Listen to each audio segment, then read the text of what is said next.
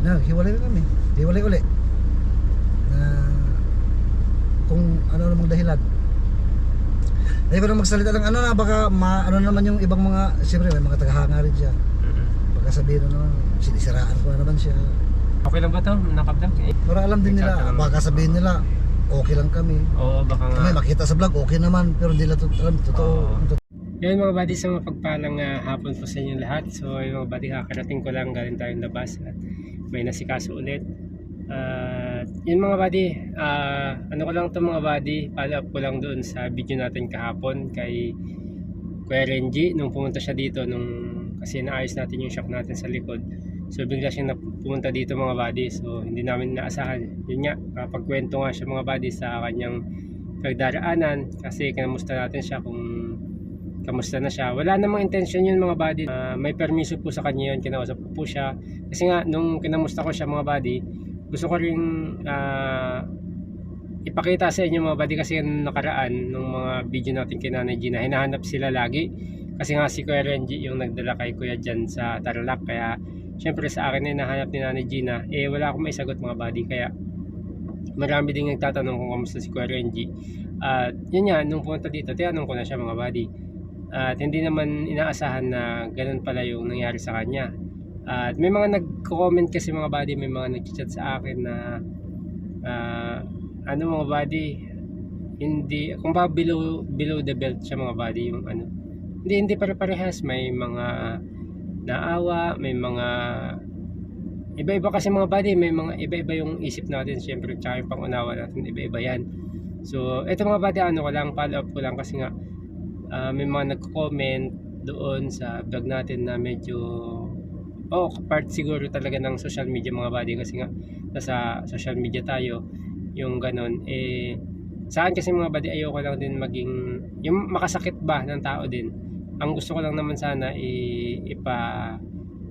kumbaga update ba sa inyo mga buddy kung ganun pala yung kalagayan ni Kuya Renji. Wala naman po tayong ibang hangad doon.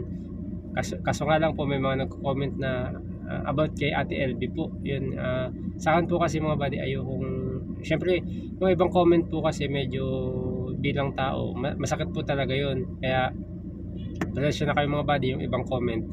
Kung mapapansin nyo, binubura ko po kasi nakakasakit po yung damdamin. Lalo na mga buddy, hindi natin alam yung talagang punot dulo kung bakit nangyari yun kay Kuya Renji. At syempre ayoko rin i-blame si Ate LB kasi syempre may pakiramdam din yun mga buddy. Hindi naman tayo pwedeng mag-base lang base doon sa kwento ni Kuya Renji na hindi natin napapakinggan yung side ni Ate LB. Kaya binubura ko mga buddy. Sa akin lang mga buddy, siguro sikapin natin na yung maging healthy lang yung community ba natin. Although may kanya-kanya tayong opinion, may kanya-kanya tayong pananaw sa buhay, pero may alang-alang po natin yung damdamin na may masasaktan. Okay lang po yung yung criticism, ika nga. Pero yung i-judge na natin sila base lang dun sa napakinggan nating kwento o nakita natin na hindi natin alam yung punot dulo, ika nga, parang iwasan natin mga buddy. Hindi ko sinasabing tigilan natin, iwasan na lang natin siguro mga buddy. Kasi para sa akin kasi mga buddy, tagal na rin ako sa social media. Isa rin kasi yan sa nakakapagpatibay yung mga comment yung mga buddy pag nagbabasa. At dyan din minsan itatama yung mga mali at nakakakuha tayo ng mga ideas sa mga dapat nating gawin. Yun nga lang po, yung katotohanan na minsan talaga nakakasakit, lalo't hindi naman nila tayo kilala o sila kilala ng personal.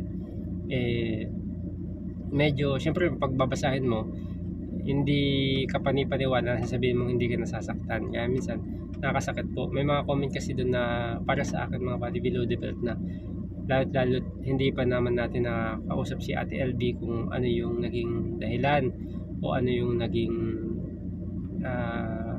kung bakit sila nagkaganon. Syempre sa side pa lang ni Kuya Renji. At diyan din si Kuya Renji naman nagsalta naman doon kahapon mga buddy na hanggat maaari siya yung pamilya ay poprotektahan niya sila. Yan, kung napanood nyo yung buong video mga buddy. Diyan din sa akin mga buddy kasi bagaman nagawa natin yung vlog na yun mga buddy, hindi naman yun intention na mas lumala pa yung kanilang away, gano'n. Gusto lang naman natin mga buddy na yung magkaayusan sila at yun nga, humingi naman ako ng permiso kay Kuya Reggie kung pwedeng i-vlog kasi nga maraming nakakamiss sa kanya mga buddy. Kaya yun yung naging sistema mga buddy. Tsaka bago ko po i-vlog yun, nag-usap po muna kami na wag nang sabihin yung mga mas kumbaga personal na bagay na. Kaya yun, sa akin lang mga buddy, iwasan sana natin yung mag-comment ng ganun, yung mga masasakit masyado. Okay lang yung opinion. Actually may mga marami naman din, may mga nagme-message din sa akin na gustong tulungan si Kuya Renji para sa pag-abroad ata. Ayan. Naman po, nandiyan si Kuya Renji sa comment section, nababasa naman po niya yan mga buddy, yung mga comment nyo, at alam kong kung sakaling magustuhan niya yung mga offer nyo, i-reach out niya po kayo. Ayan, so pero sa personal, pag nakita po ulit kami, syempre mga buddy, pwede ko yan sa kanya, sabihin, i-voice out, parang ganun sa kanya. Pero at the same time mga buddy, syempre si Alex, si Ate LB, nakakabasa rin yan mga buddy ng mga comment natin. Kaya iwasan po natin sana na yung mga below the belt na mga pananalita o mga comment na hindi po natin alam yung katotohanan ng nangyari kung bakit nagkaganon sila.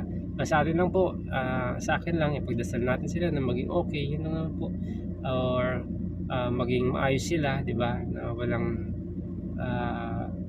maging kumbaga mas malala pang problema. Sabi ko nga, pagsubok, may kanya-kanya po tayong way kung paano dalhin yung mga pagsubok na ganyan.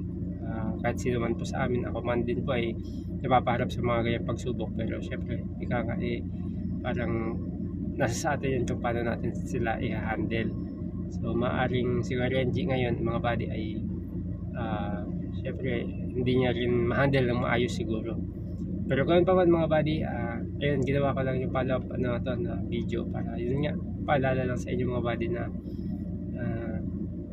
tayo, entitled naman tayo lahat sa ating mga opinion, pero iwasan lang po natin yung mga maanghang na salita, masakit na salita mga buddy, kasi hindi po talaga natin alam kung ano yung totoo.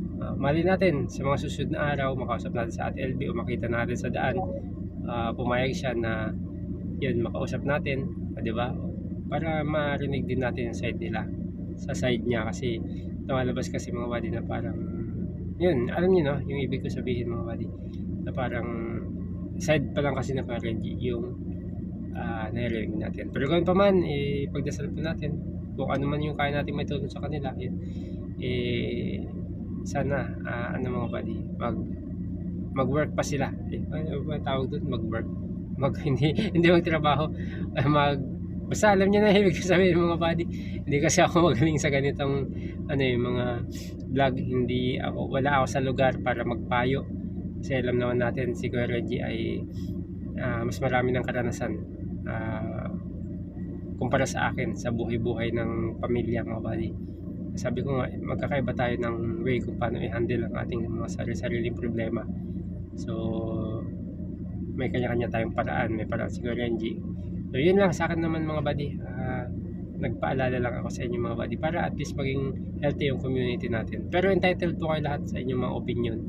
Pasensya na po kayo pag minsan binubura ko yung mga, baka yung iba nababasa din na medyo below the belt naman na. Kay Ate LB, pasensya na po. Ayan, kay Ate LB pag nakita ko yan mga buddy, ambush interview natin sa Ate LB. Napaman mga buddy, sana nasa mabuti kayong kalagayan lahat ng mga kababayan natin nasa iba't ibang panig ng katahanang lupa, sa iba't ibang bansa mga buddy, lalo sa may mga sigalot ngayon. Ingat po kayo dyan at keep safe po, naway maging maayos na lahat at magkaroon ng kapayapaan sa buong mundo. Grabe na. Okay mga buddy, peace out, salamat mga buddy, at uwi na rin ako.